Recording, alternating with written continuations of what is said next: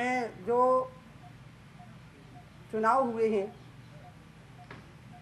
विधानसभाओं के, मध्य प्रदेश, छत्तीसगढ़, राजस्थान और दिल्ली के मुख्यतः, उसमें चारों राज्यों में ही मैंने चुनाव प्रचार में भागीदारी की है।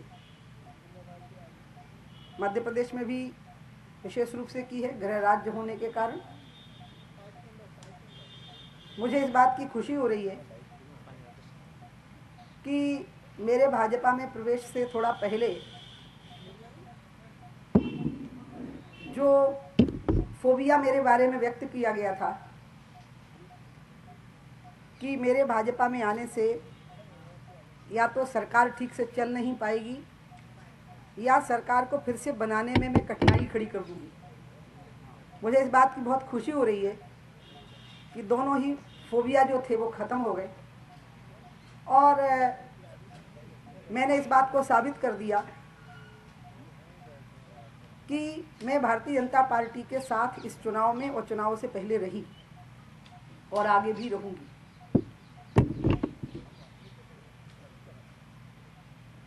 यद्यपि इसको कहने की ज़रूरत नहीं है, हम पहले ऐसा नहीं करते थे, लेकिन अब सभाओं की गिनती शुरू हो गई है नए राजनीति के चलन में। तो मैंने मध्य प्रदेश में लगभग 50 विधानसभाओं में 65 सभाएं ली हैं और जिसमें सबसे ज़्यादा सभाएं मैंने अनीता नायक और रेखा यादव की ली हैं। एक की 6 ली हैं और एक की 5 ली हैं।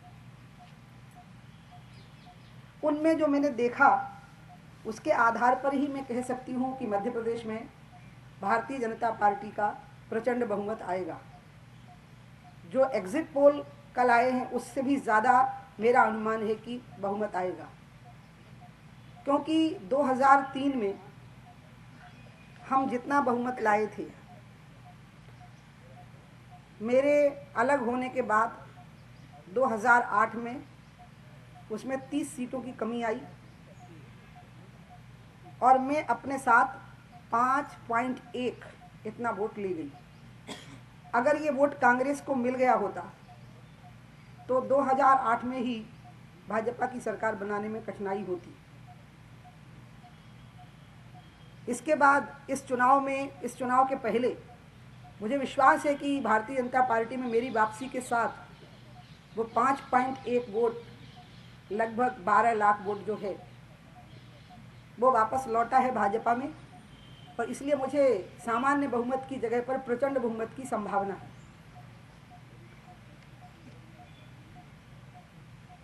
मुझे विश्वास है कि इतने राज्यों में सरकार बनने के बाद, जिसमें राजस्थान, मध्य प्रदेश, दिल्ली, छत्तीसगढ़, ये राज्य बहुत महत्वपूर्ण भूमिका में हैं उत्तर भारत और साथ में पश्चिमी भारत के छोर पर।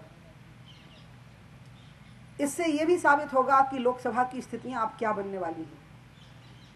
मुझे लग रहा है कि भाजपा के कंधों पर एक नए भारत की आर्थिक उदारीकरण के इन 10 सालों के बीच में जो एक नए प्रकार के भारत का अभ्युदय हुआ है, इस अभ्युदय को संवारने का, उसकी जिम्मेवारी का बहुत बड़ा दायित्व अब भाजपा के कंधों पर लोकसभा के बाद आने वाला है।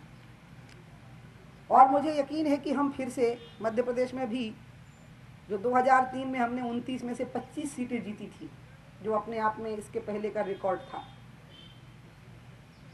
जो 2009 में 16 सीटों तक सिमट के रह गया था, मुझे यकीन है कि हम फिर से 29 में से 29 सीटें भी निकालने की स्थिति में आ सकते हैं। यानी लोकसभा में भी मध्य प्रदेश का भारी योगदान होगा और जो परिणाम पूरे देश में इंगित हो रहे हैं, इसका मतलब है कि अब देश में सरकार बनाने की तैयारी होगी और जिस प्रकार के हमारे दूसरे देशों के साथ संबंध हैं, अभी जो सीमाओं पे हमारी स्थितियां हैं, जो अंतर्राष्ट्रीय बाज़ारों में हमारी मुद्रा की स्थिति है, भारत की आंतरिक स्थितियां हैं, इन सारी चुनौतियों और संभावनाओं के बीच भाजपा केंद्र में अपनी सरकार बनाएगी, तो ये बहुत गंभीर दायित्व है। और मुझे लगता है कि मैं भारत के मध्य में भोपाल से कह सकती हूँ कि भाजपा को और नरेंद्र मोदी को इस जिम्मेवारी के लिए अब लगभग तैयार रहना चाहिए। मध्य प्रदेश के बारे में भी मैं शिवराज जी को बहुत बहुत बधाई देती हूँ और उन लाखों कार्यकर्ताओं का अभिनंदन करती हूँ जिन्होंने शिवराज जी के साथ में कड़ी मेहनत की है। मैंने देखा कि शिवराज जी ने तो लगभग पूरे 5 साल ही चुनाव लड़ा है। उन्हें इसी तरह से मेहनत की है जैसे मानो वो चुनाव लड़ रहे हैं, और उसी सबकी मेहनत के और खास करके शिवराज जी की मेहनत के कारण ये परिणाम आने वाले हैं। अब कुछ बातें ऐसी हैं, क्योंकि मैंने आपको पहले ही कहा कि मेरा फोबिया खत्म हो गया अब, क्योंकि वोट पड़ गए थे और मैंने साबित कर दिया है कि मुझसे डरने की ज़रूरत नहीं थी।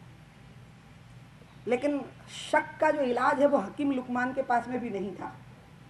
कहते हैं कि हकीम लुकमान हर बीमारी का इलाज कर लेते थे, शक का नहीं कर पाते थे, और वो कहते थे शक का एक ही इलाज होता है, वक्त। तो वो इलाज हो चुका, वो वक्त निकल चुका जिसके बारे में मुझ पर शक किया जाता था कि या तो मैं सरकार गिराने की कोशिश करूंगी या अगली सरकार बनने नहीं दूंगी। मैंने दोनों ही संभावनाओं को अपने व्यवहार से नकार दिया और शक का इलाज वक्त के द्वारा हो गया।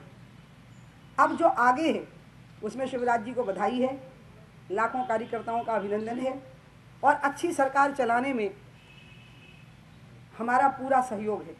बस मेरी 2-3 बातें हैं जो मैं बहुत जल्दी शिवराज जी के सामने लाने वाली हूँ, जिसमें एक है रियो टिंटो का मामला। छतरपुर जिले में लाखों करोड़ों के हीरे निकल गए और उसके मुनाफे का 0% भी वहाँ नहीं लगा, जिसके कारण कई लोग तो आत्महत्या करने के लिए मजबूर हो गए।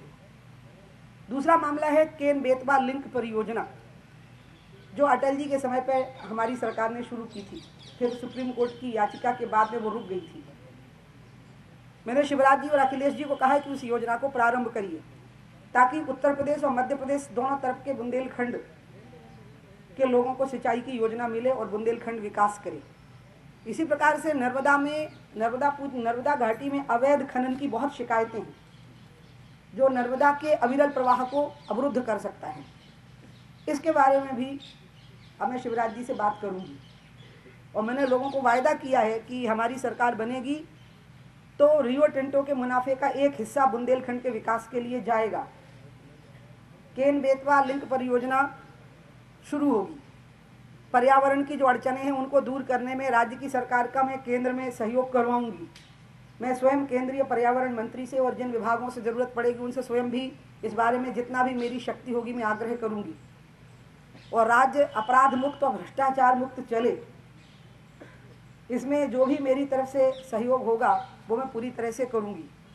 सो मैं एक बार फिर से शिवराज सिंह जी को पूरे मीडिया के माध्यम से बहुत बहुत बधाई देती हूँ, वसुंधरा जी को भी, रमन सिंह जी को भी, हर्षवर्धन जी को भी, और पूरा यकीन करती हूँ कि 2008 में उतनी भीषण कठिनाइयों में जब मैं गुजर रही थी तब लगभग 12 लाख वोट मेरे साथ खड़ा हो गया था, और 5.1 वोट चला गया था मेरे साथ में, वो वापस आया है, और यहाँ प्रचंड बहुमत से जो कल के एग्जिट पोल हैं उससे भी कहीं ज़्यादा बढ़कर के सरकार बनने की संभावनाएं मध्य प्रदेश में। क्या नए युग के चलन में जो चुनौतियाँ और जो संभावनाएं इन राज्यों में हैं उनके दायित्व का निर्वहन का एक जिम्मा फिर से देश की और प्रदेश की जनता ने दे दिया है।